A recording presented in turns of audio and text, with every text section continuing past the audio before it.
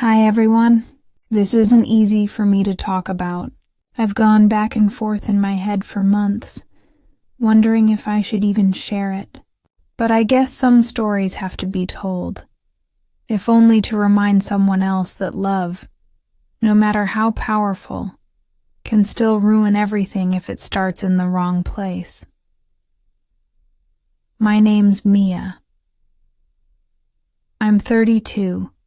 I live in Chicago, and a few years ago I fell in love with a man who was married. He wasn't a stranger. He wasn't a fling. He was the person I thought was my forever. And yes, he chose me over his wife. But the truth is, that choice destroyed us both. We met at work.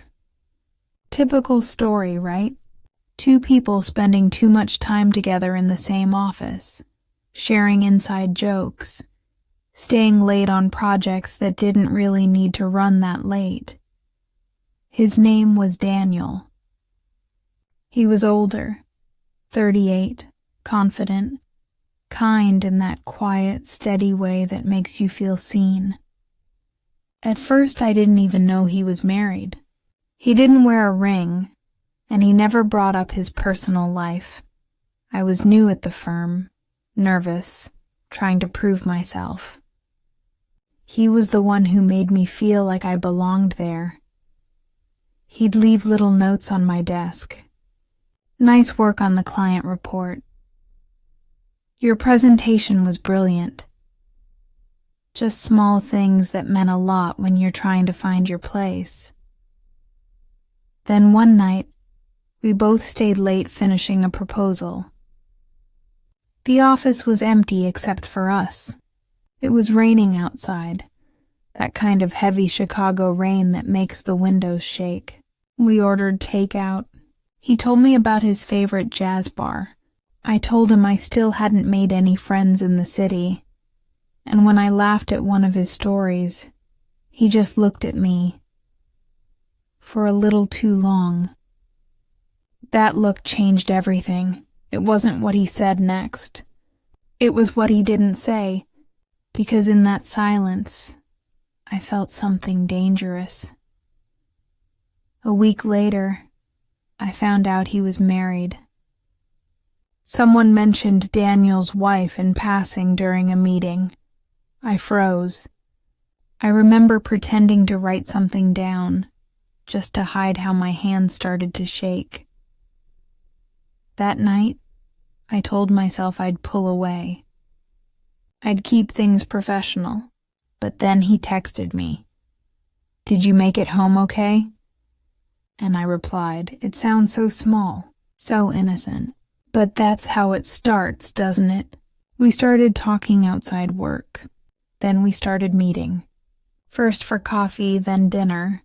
Then the kind of nights where you know you've gone too far, but it feels too right to stop. He told me things about his marriage, how distant it had become, how he felt trapped, how he hadn't felt alive in years. I told myself I wasn't the reason it was falling apart. I told myself I was the light in his dark world. Looking back now, I realize how much I wanted to believe that lie. 6 months later, his wife found out. I'll never forget that night. Daniel called me, voice shaking. He said she'd seen the messages, the photos, everything. He was staying at a hotel. I wanted to comfort him, but all I could think was, it's over. My secret life just became real. For weeks, we barely spoke. He said he needed time. He said he had to figure things out. And I waited. Every night, I stared at my phone like it was the only thing keeping me breathing.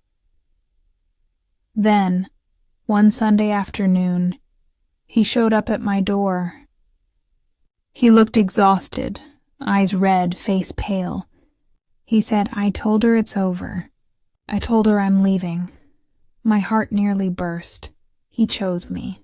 The man I loved actually chose me. We cried. We kissed. We promised to start fresh. I remember thinking this was the beginning of our real love story. But I was wrong. The first few weeks felt like a dream. We got a small apartment together downtown. We'd cook, watch movies, talk about everything we'd missed. But something was off. He was quieter. Sometimes distant. He'd stare at his phone and then turn it face down when I walked in. One night, I asked him if he was okay. He said, "I'm just tired," but his eyes said something else. Guilt. Deep, heavy guilt that hung between us like a fog.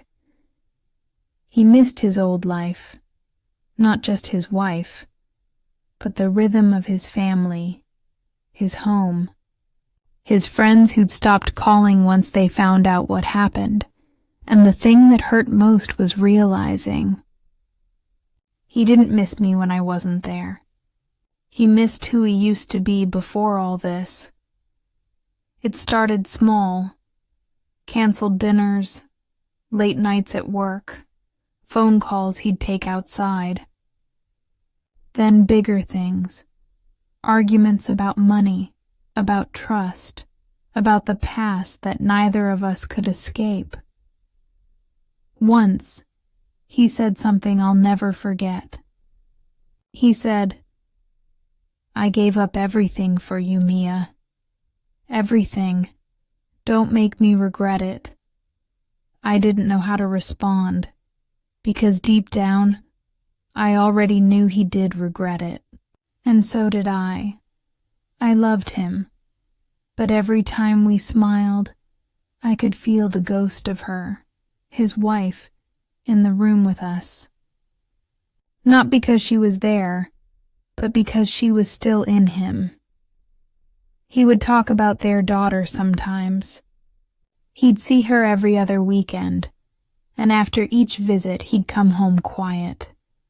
Sometimes I'd wake up at night and find him scrolling through old photos, tears in his eyes. He never said it out loud, but I could feel it. He wished he'd never left. One evening we had a fight. I don't even remember how it started. Maybe something small, like me asking why he was late again. But it turned into a storm. He shouted that I didn't understand what it cost him. I shouted that I was tired of feeling like a mistake. And then he said it. Words that broke something in me. I wish I'd stayed with her. He said it like it slipped out, but you can't unsay something like that. He tried to take it back, but I just stood there, frozen. That night, I packed a bag and left. I didn't even know where I was going, just away. I stayed with a friend for a week. He texted me, called me, begged me to come back, but all I could think was, he chose me once, but he'll never choose me again, not really. Months passed. We tried to talk, tried to fix things, but it never went back to what it was. Eventually, we ended it for good. He moved out of state for a new job, and I had to rebuild my life from the pieces. People think being the other woman is glamorous, like something out of a movie. It's not. It's lonely. It's ugly. It's full of nights where you cry for a man you can't call. Mornings where you pretend everything's fine. And even when he does choose you, it doesn't feel like winning. It feels like stealing something that was never meant to be yours. It took me years to stop blaming myself. Years to realize that love can be real and wrong at the same time. Daniel wasn't a villain. And I wasn't either. We were just two broken people trying to fill the holes in our lives with each other. I don't hate him. I don't even hate what we had. because it taught me something I couldn't have learned any other way. That if love demands you destroy someone else's happiness, it will eventually destroy. A few months ago, he texted me out of the blue. It had been 3 years since we last spoke. He said, "I'm sorry. I never stopped thinking about you. I hope you're happy." I didn't reply. Not because I was angry, but because I finally understood something. Sometimes love doesn't need a reply. Sometimes closure isn't a conversation. It's peace. I'm in a new relationship now. He's kind, honest, and whole in a way Daniel never was. And for the first time, I don't feel like a secret. I feel like home. If you've ever been in love with someone you shouldn't have, I want you to know you're not alone. But please learn from me. No matter how strong it feels, no matter how much they promise, no love is worth breaking your own heart for. Because when someone chooses you by hurting someone else, you'll spend forever wondering when they'll do the same to you, and that's not love.